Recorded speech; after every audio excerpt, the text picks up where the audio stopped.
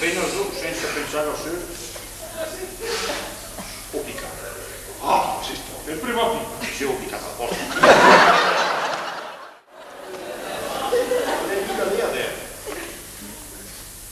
Voglio conoscere lo zio Anacleto. Vai che domani ti spiegherò. E mi piace forte. Sono venuto per quello, voglio conoscere lo zio Anacleto. E dei sottauso. Vattene, se mi vai ancora un po' di bene, domani ti spiegherò. Vattene. Se mi hanno più fuori, sono qui per conoscere lo zio Anacleto.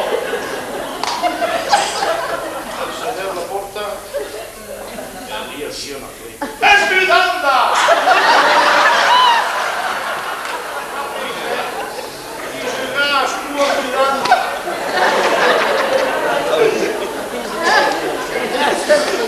Chi è questo individuo? E lei sicura di aver rispondito? Ma è il padrone di casa che pare voglia essere padrone della casa e anche delle inquiline. Se ne vada, buon uomo, e beva di vino. Non la vedi? Ma come? Dice lì, vai giù lì. Così mi ricevi? Se ne vada, imbecille. Lei, zio Anacleto, ritiri subito l'insulto.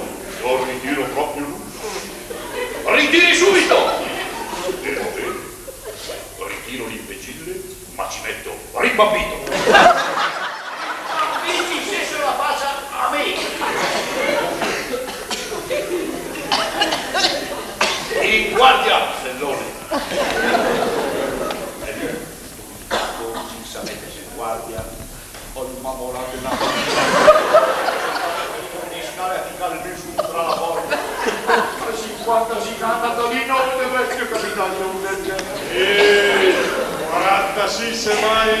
40 sì. Senza me dia in guardia, se me dà a te, mamma mia, da giù il tempo. Cosa fa? Vergogna, voi! Al sex, caro mio, un sex. Cos'è succedito? Giusto, ma cosa t'hai fatto?